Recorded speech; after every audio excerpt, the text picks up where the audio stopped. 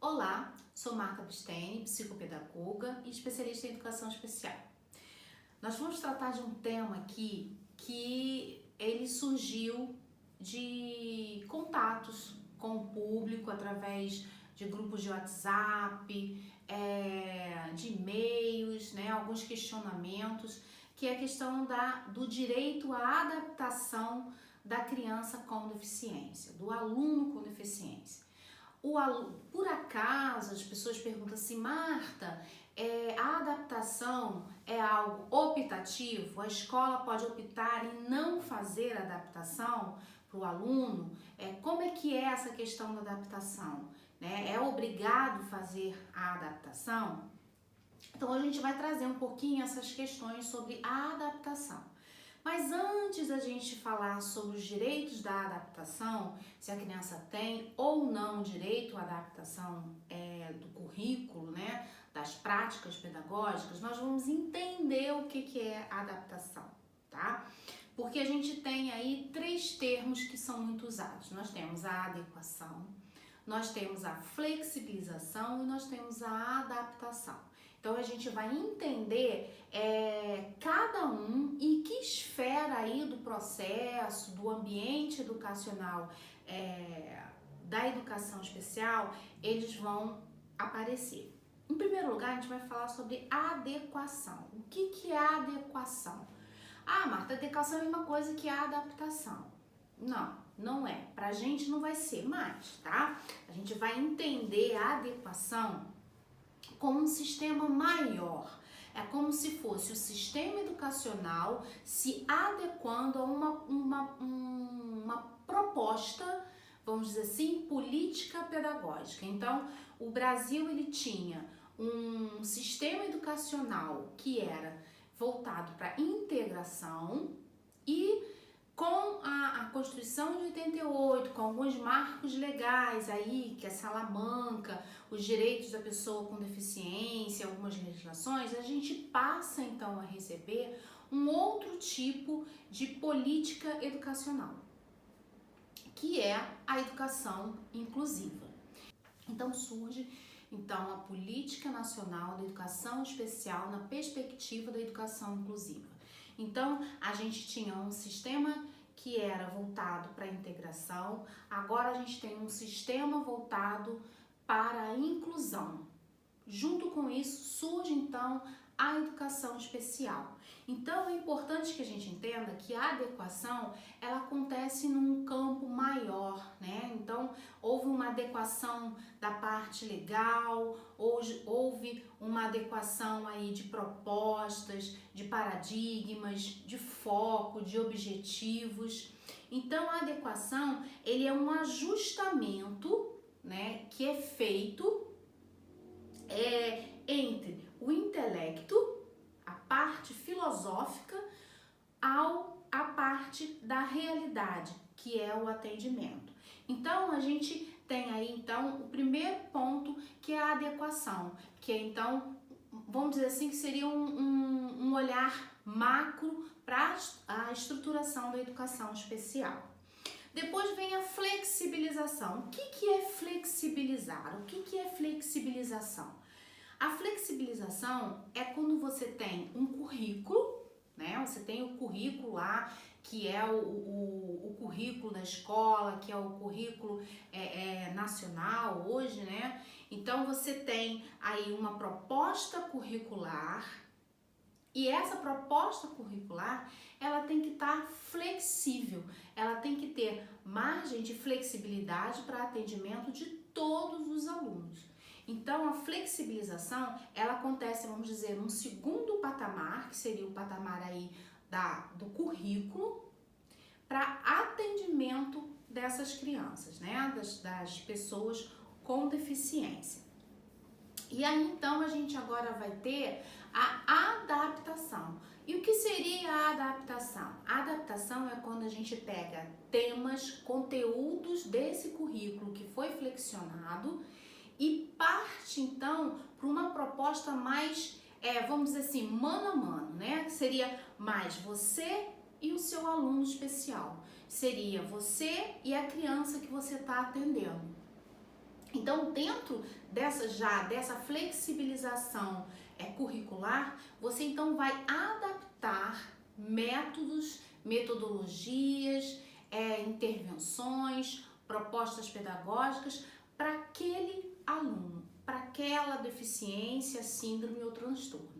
Então, você tem aí uma adequação de toda uma política, depois você tem a flexibilização de um currículo e você tem a adaptação, que aí entra aí a questão da tecnologia assistiva, da comunicação alternativa e aumentativa, das propostas de materiais adaptados, que é então uma relação mais próxima do aluno e das necessidades, das potencialidades daquele aluno. Então, a gente fecha aí só com a compreensão do que seja a adaptação. Então, a adaptação é aquela parte que você vai administrar, que o professor vai administrar para o atendimento da criança. Algumas pessoas, alguns profissionais me questionam, Marta, toda criança tem o direito de adaptação de provas? Sim, se ela estiver dentro do rol da educação especial, sim. Por quê? Quando ela está dentro do rol da educação especial, ela é atendida legalmente pelo Estatuto da Pessoa com Deficiência. E aí a gente vai entender o que está lá nos termos da Lei 13.146 de 2015 para compreender quem é a pessoa com deficiência e como que a gente vai entender a questão da adaptação, tá ok? Então, o primeiro ponto que a gente vai observar vai ser o artigo 2. No artigo 2, a gente vai ter a normatização de quem é a pessoa com deficiência. Então, o artigo 2 diz o seguinte: considera-se a pessoa com deficiência aquela que tem impedimento a longo prazo de natureza física, mental, intelectual e sensorial. Então, o público aí, a gente consegue visualizar o público-alvo da educação especial, né? Nessa primeira parte do artigo, o qual, em interação com uma ou mais barreiras, seja essa barreira arquitetônica, seja essa barreira atitudinal, seja essa barreira cognitiva, seja essa barreira no aprendizado. Então, em contato com uma ou duas barreiras, pode obstruir sua participação plena e efetiva na sociedade, em igualdade de condições com as demais pessoas. Então, essa é a característica da pessoa com deficiência. Foi esse perfil que foi construído aí pela legislação para a gente entender quem é a pessoa com deficiência, tá? Então, a avaliação da deficiência, quando necessária, que algumas deficiências você não precisa de uma avaliação médica ou mais profunda para você perceber que essa pessoa tem uma deficiência ou uma síndrome ou um transtorno, que é o caso da deficiência, a síndrome de Down, uma pessoa cadeirante, né? Uma pessoa cega, uma pessoa surda. Então, essas pessoas você vê nitidamente que ela tem algumas deficiências, síndrome ou transtorno. Então, fica fácil de você administrar isso, né? Mas quando não tem, que a gente vai voltar aí mais para a deficiência intelectual, para o autismo e para algumas síndromes raras que são mais difíceis da gente observar, né? E ter logo assim de imediato a certeza que aquela pessoa ali tem aquela síndrome, aquele transtorno e aquela deficiência. Então, a avaliação da deficiência, quando necessária, será biopsicossocial, realizada por equipe multidisciplinar e interdisciplinar e considerará. Então, aí ele vai elencar, o artigo vai elencar como isso vai acontecer, tá bom?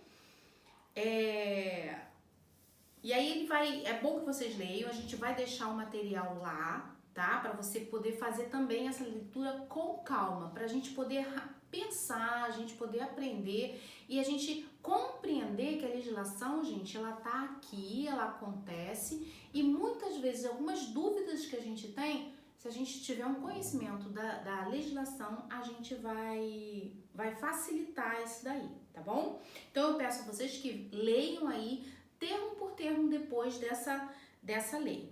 Então, em primeiro lugar, impedimento de funções de estrutura do corpo, né? A primeira coisa que a gente tem que uma das avaliações, uma das características aí da deficiência ou do transtorno ou da síndrome é a questão de estrutura de corpo. Então, a gente tem avaliação aí que tem que ser multidisciplinar e interdisciplinar. Os fatores sociais, né, socioambientais, os psicológicos e pessoais.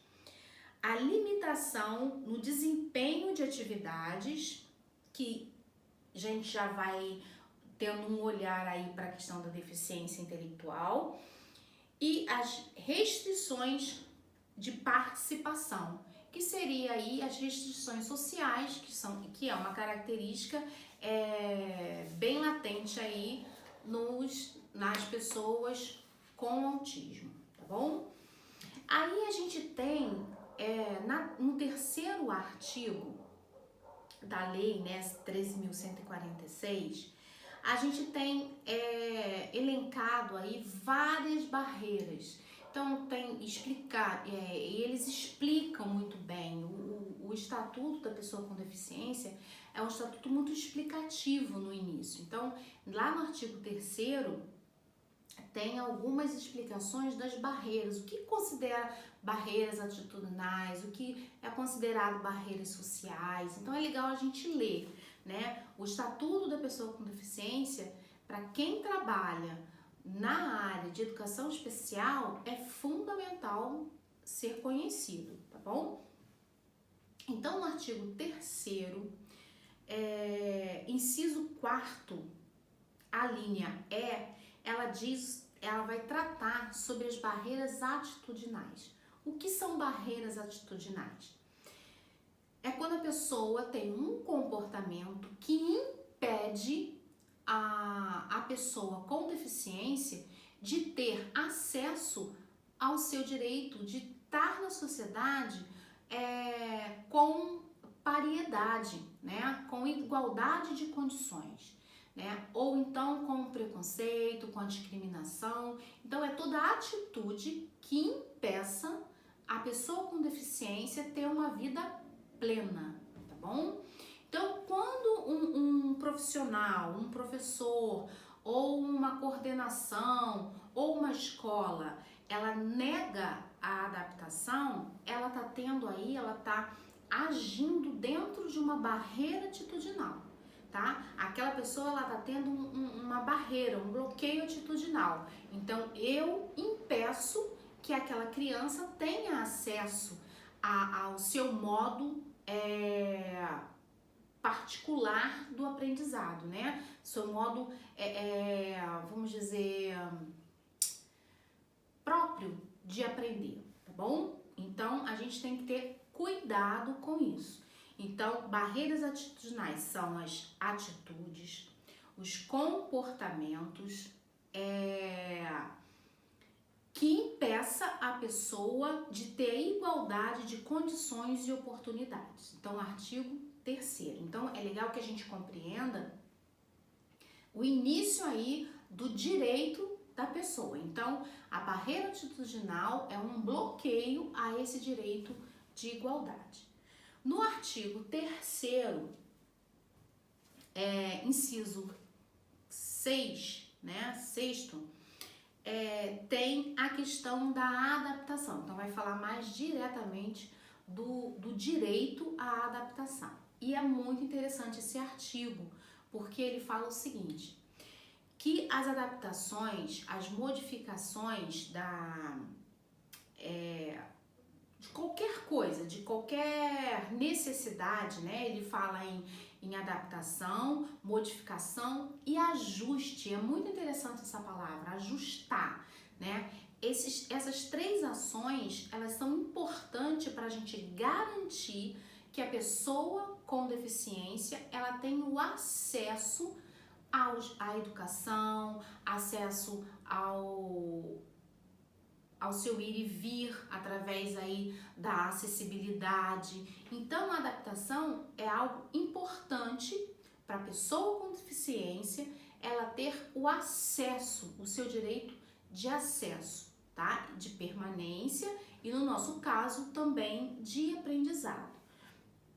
É interessante que quando a gente fala em adaptação, o artigo, ele vai nos ensinar o seguinte, que essas adaptações, elas têm que ser razoáveis, né? Elas não podem trazer custos elevados, né? Ela tem que ser razoável. Então, são adaptações razoáveis. Aquilo que vai dar à pessoa a condição de acesso, mas ela também tem que ser algo razoável, tanto para o custeio do Estado, né? E Estado a gente pensa aí na questão do ente, né? Público, seja ele município, Estado ou federação, né? A nível federal. Então, é interessante que a gente entenda que a pessoa tem o direito à adaptação, ela tem direito aos ajustes, às modificações e adaptações de forma razoável. Então, é razoável a gente fazer uma rampa? Não é um custo tão elevado, então a gente pode fazer. É razoável a gente montar um material adaptado? Sim, é razoável. Nós temos uma sala de recursos, nós temos um professor qualificado, nós temos toda a estrutura. Por que não adaptar? O que isso vai prejudicar no processo da escola, né? O que isso vai prejudicar no processo de aprendizado de uma forma total? Nenhum. Então, é razoável. Então, a prova, por exemplo, é razoável a gente adaptar uma prova? Sim. Por que não? Qual é o prejuízo que vai haver nisso? Então, a gente tem que entender isso, tá bom? A razoabilidade das adaptações. Aí o artigo 4º, parágrafo 1º, ele vai falar da discriminação. O que é discriminação? Considera-se discriminação em razão da deficiência toda forma de distinção, restrição ou exclusão por ação ou omissão. Aí vem a parte que nos interessa muito, que tenha o propósito ou o efeito de prejudicar, impedir, anular o reconhecimento ou exercício dos direitos e das liberdades fundamentais da pessoa com deficiência. Olha agora esse finalzinho, gente.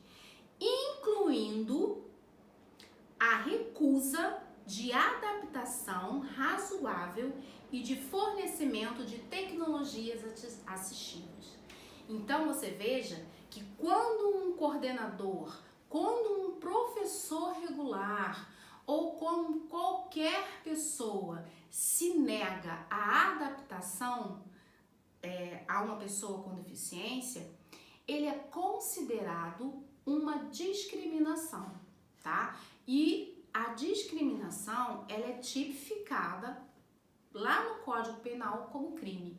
Então, a gente vê que as pessoas precisam de informação, né? Eu não vou dizer que as pessoas façam isso não sei, assim, por maldade, mas eu acredito que até por falta de informação. Então, é importante que a gente entenda que a pessoa com deficiência, ela tem direito à adaptação, a gente entenda o que é adaptação e a gente entenda que a falta da adaptação, a negação à adaptação, ela é comparada com um crime de discriminação. Então, é considerada discriminação baseado no artigo 4º da Lei 13.146 de 2005, tá ok? E aí, gente, a gente vai fechar essa nossa conversa com um artigo que é o artigo 28 da mesma lei, tá bom? Artigo 28, inciso 3º, que ele diz que, vamos comentar, depois eu leio o artigo aqui para vocês. Esse artigo, ele vai nos falar com a importância do projeto pedagógico, né? Tem que estar organizado lá no projeto pedagógico a questão dos direitos das pessoas com deficiência. Então, quando a gente pensa em sala de recurso, em atendimento educacional especializado, toda essa organização, né, da educação especial, ela tem que estar lá registrada no nosso famoso PPP, Projeto Político Pedagógico, tá bom? Então, é isso que ele está falando aqui, o artigo 28. O artigo 28 fala isso porque quer falar? Não, se a gente procurar em outros documentos da educação, outras legislações, a gente vai ver que isso está lá também.